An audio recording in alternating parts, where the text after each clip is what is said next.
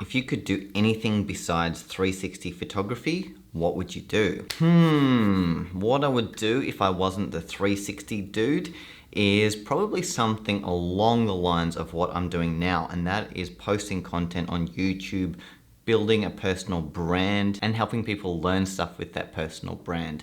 So what would it be about? I don't know, just another one of my hobbies like Pokemon Go or going to the gym or health or motivation or something like that. I've been to 4 Tony Robbins seminars and I've always fantasized about doing motivational stuff on YouTube. So who knows? I'm not going to do a 180 and do that now, but it's definitely something I feel passionate about, getting the most out of life. I know that sounded really corny. Ugh. What did you do before getting into 360 photography? So I was a filmmaker. I went through film school and very much following the starving artist path. And that was to create heaps of work. I made short films. I was even working on a feature documentary and pushing them to as many film festivals as I can in the chance and the hope of being discovered. Well, I wasted most of my 20s following that dream and I never got discovered. I did have a few films go to a few film festivals. I went to Switzerland and even Turkey to show my short films at short film festivals, but I never made more than like $2,000 total over the lifespan of being a filmmaker, and that ain't sustainable. Which led me to working as a freelancer here in Sydney doing corporate videography and photography, and then 360 eventually came along and became my new obsession. How do you spend your free time?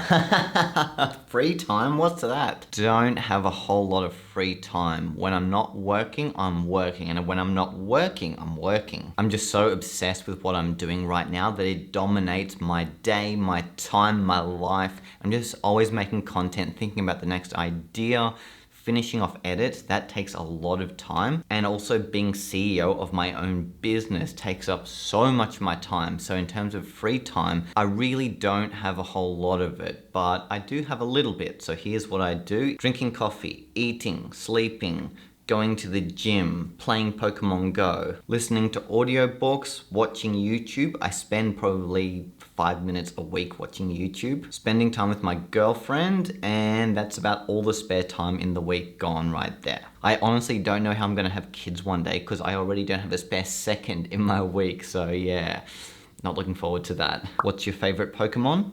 Snorlax, because I can relate to him the most. What is your first job? So I got my first job when I was 16 years old and it was just at a $2 type store and I packed shelves. I was a checkout chick for about a year and I loved it. Like, I'm the kind of person that if I have any kind of job, I do my job to 110% of my ability. So I was so obsessed with this job. I scanned those items as best as I possibly could. I put them in that bag. I said, have a good day now, get out of here, to the customers. And then I got fired about a day later.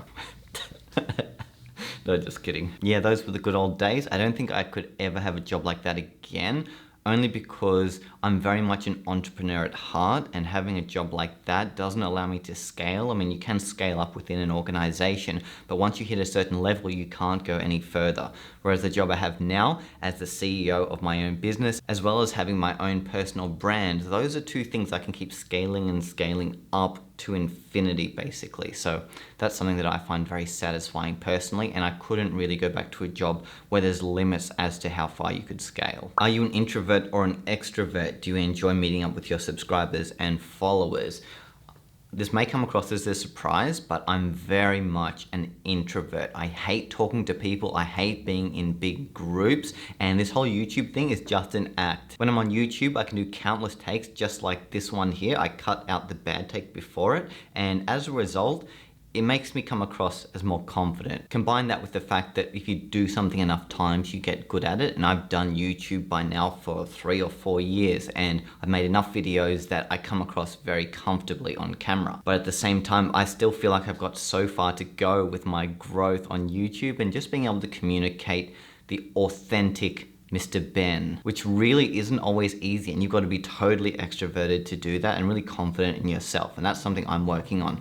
But to answer your question, yeah, I'm definitely an introvert, and I avoid gatherings and talking to people at all costs. That said, when I am traveling, I do normally hold a meetup with fellow 360 people in various countries, but I do that because I love my job and I love what I do more than being an introvert, which is why I force myself to be more extroverted, talk to a camera and put myself on YouTube, talk in public, go out and meet people, because it serves the greater good of building my career. What's your favorite country apart from Australia? Iceland is one. I like the Middle East. The UAE and Qatar are two of my new faves.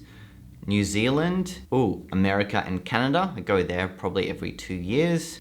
Yeah. What is one thing you wish you knew 5 years ago that you know now? That's a good question. I'd say what it would be is to do with the internet and taking it seriously a bit faster.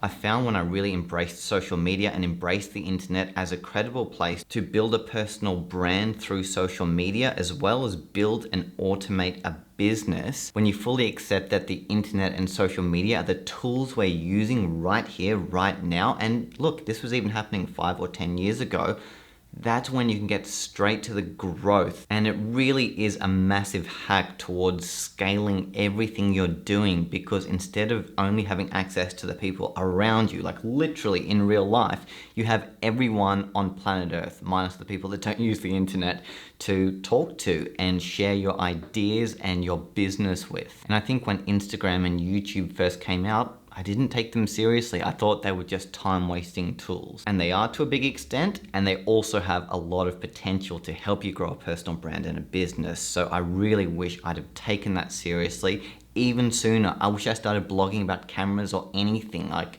back in the year 2005 or 6 or whenever YouTube first started. If I could get in a time machine right now, I'd go back then and start a channel. What was your favorite subject in high school?